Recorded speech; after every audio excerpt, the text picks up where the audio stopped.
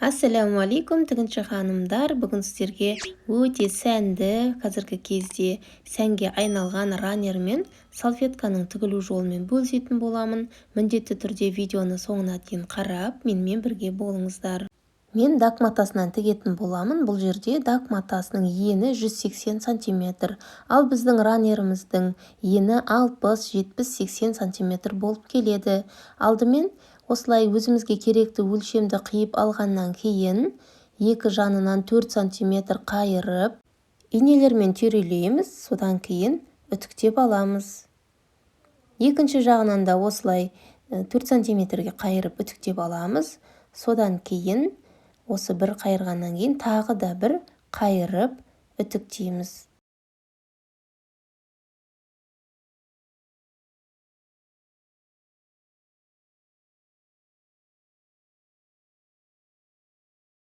Тігу барысында ыңғайлы болу үшін инемен түйрелеп алғанымыз дұрыс. Енді екіге бүктеп ранеріміздің бұрыштарын шығаруға кірісеміз. Ол үшін төменге қарай 20 см белгілеп, осылай бұрыш қылып сызып аламыз. Осы сызған аралықты қиып алып тастаймыз.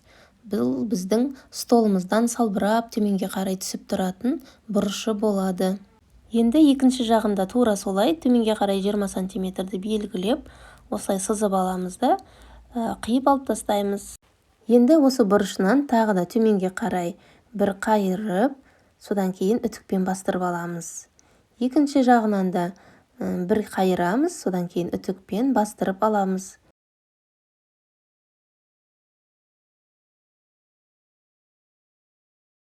Осылайша тағы да бір қайырып, екінші рет қайырып, осылай екі жағынан да үтіктеп аламыз.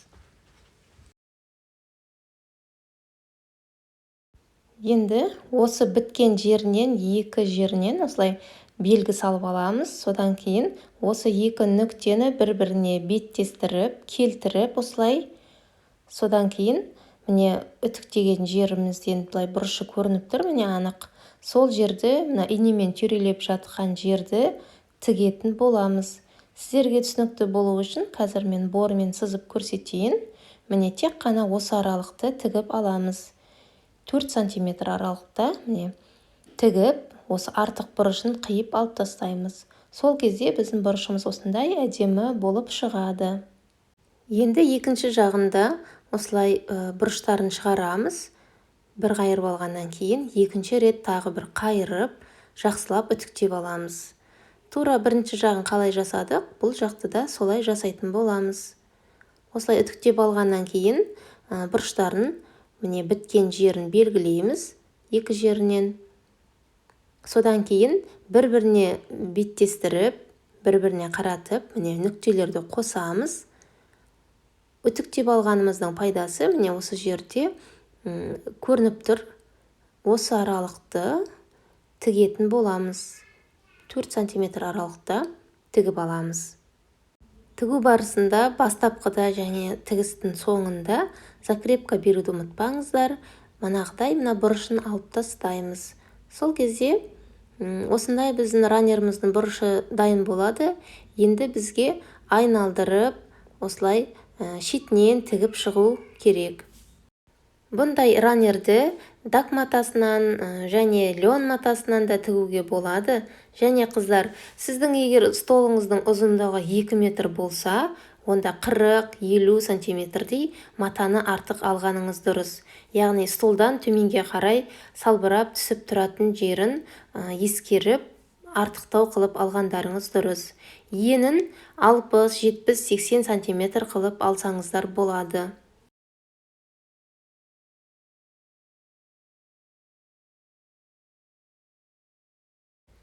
Екі жағынан бұрыштары бар, сол жерге мен бахроманы қолмен тігіп аламын.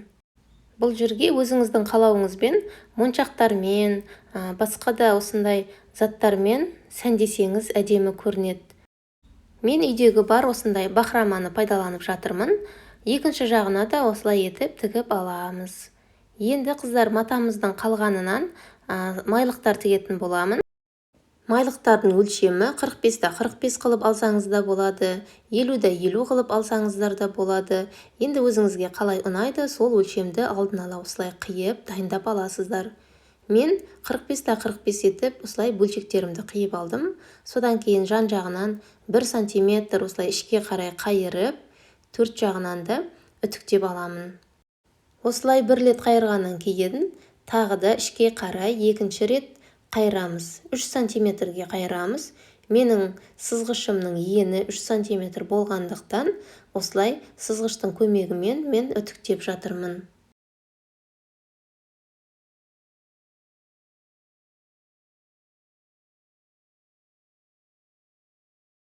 Енді майлықтарымыздың бұрыштарын шығаруға кірісеміз. Осы біткен аралықты 2 нүктемен белгілеп аламыз және осыларды бір-біріне беттестіріп келтіреміз. Сол кезде міне видеода көріп тұрғандағыдай осы аралықты сызып алсаңыздар болады. Міне сіздерге түсінікті болу үшін мен сыртына қарай сызып көрсетіп жатырмын. Осы жерді ғана тігетін боламыз. 1 сантиметр шетіндегі тігісті тікпейміз, тек қана 3 сантиметр қайырған жерді ғана тігеміз. Міне байқасаңыздар, анық көрініп тұр үтіктеген жеріміз. Осы аралықты ғана сызып аламыз. Содан кейін кейінге қарай, кері қарай айналдырып, сол жерді ғана тігетін боламыз.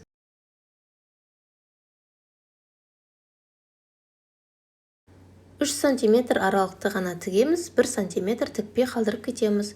Және осы бұрыштарын қиып тастаймыз. Сол кезде бізде осындай әдемі бұрыштар пайда болады. Мінекей, екінші жағында солай, сөйтіп 4 бұрышында осылай тігіп аламыз. Мінекей, 4 жағында осылай мен тігіп алдым. Енді айналдырып шетінен тігіп шығамыз. Осы бұрышынан бастап айналдырып тігіп алатын боламын. Тігу барысында осындай бұрыштарына келген кезде қыздар инені көтермей лапканың ішінде қалдырып, осылай айналдырып тіксеңіз, тігістеріңіз өте сапалы болып шығады. Осымен біздің майлықтарымыз, ранеріміз дайын болды. Менің видеом сіздерге пайдалы болды деген ойдамын. Егер видео ұнаса, лайк басып, пікір қалдырыңыз және осы видеоны достарыңызға, таныстарыңызға таратып, парақшаның дамуына қолдау білдіріп отырыңыздар. Келесі сабақтарда майлықтарға тағатын әдемі декор жасайтын боламыз.